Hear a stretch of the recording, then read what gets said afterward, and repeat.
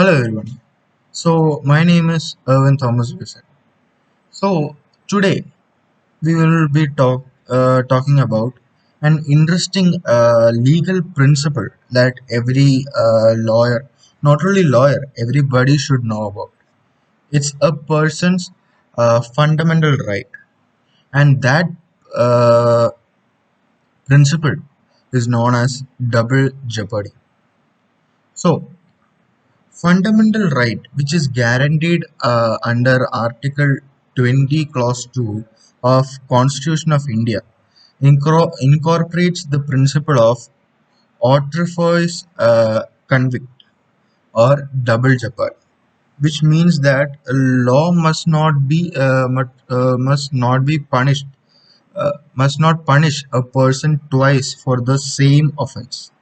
So, doctrine against double jeopardy embodies in English common laws maxim, which is no man shall be punished twice.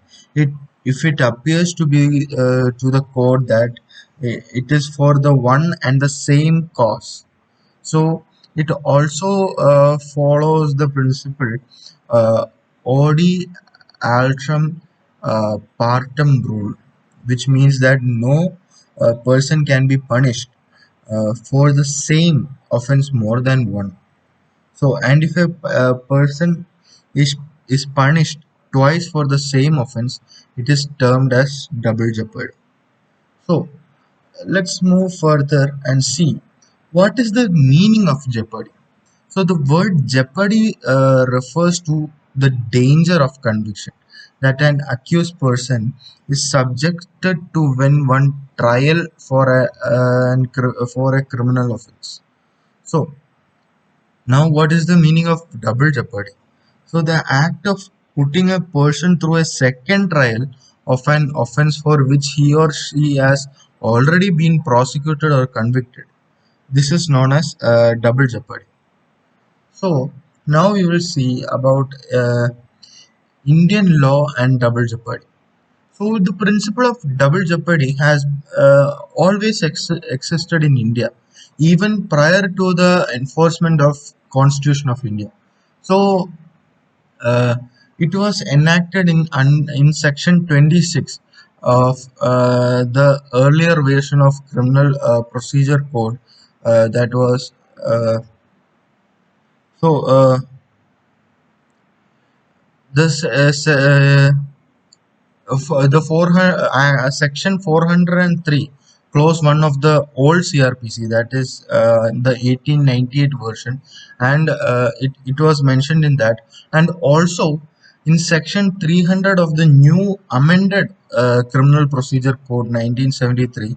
So in that it is stated in section 300 clause 1 of CRPC 1973, it is mentioned as a person who has once been tried by a court of competent jurisdiction for an offence and convicted or acquitted for offence shall while such conviction or acquittal remains in force, not to be liable to be tried again for the same offence, nor on the same facts or for any other offence for which a different charge from the one made against him might have been under subsection 1 of the section 221 of, or for subsection 2 thereof.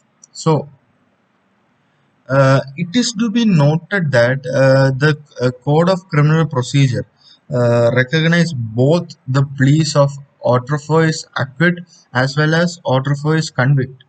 Uh, so the conditions uh, which should be satisfied for raising either of the plea under the code are: the first one is that there should be a previous conviction or acquittal. The second one is the conviction or acquittal must be by a court of competent jurisdiction. And thirdly, the subsequent proceeding must be for the same offense.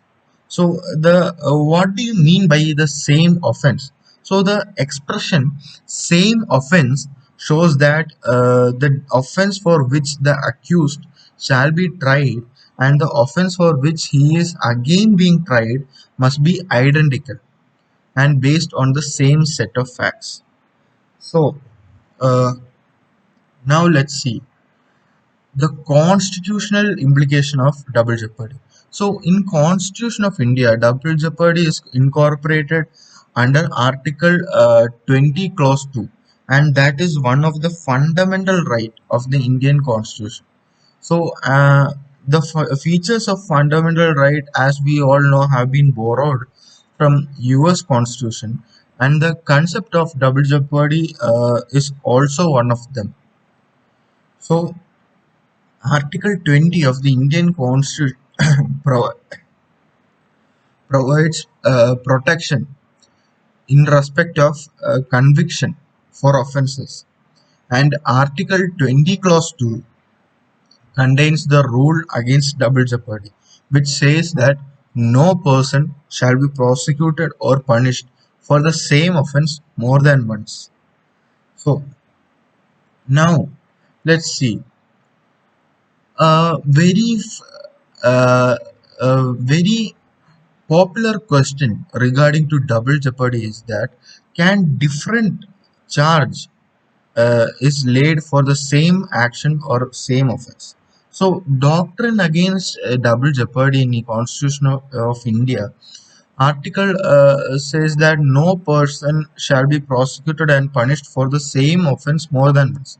So but it is subjected to certain restriction, and it is noted that Article 20 Clause 2 of Constitution of India does not apply to a continuing offence. So there are examples of cited cases such as one of the cases Venkataraman versus Union of India.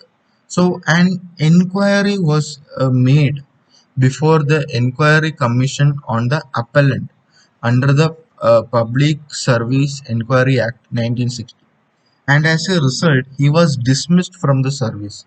So he was later on charged for committed the offence under IPC and the Prevention of Corruption Act. The court held that the proceeding held by the Inquiry Commission was only a mere inquiry and did not amount to a prosecution of an offence. So, hence, the second prosecution did not attract the doctrine of double jeopardy. So, another one important case is uh, Leo Roy versus Superintendent District Jail. So, in this, the court held that if the offences are distinct, the rule of double jeopardy will not apply. Thus, where a person was prosecuted and punished under C Customs Act in this case and was later on prosecuted under the IPC for criminal conspiracy, it was held that the second prosecution was not barred. So this proves that uh, Article 20 Clause 2 is only applicable where the punishment is for the same offense. So this is all about double jeopardy. I hope you guys liked the video and the topic. Feel free to comment about the topic. Thank you guys.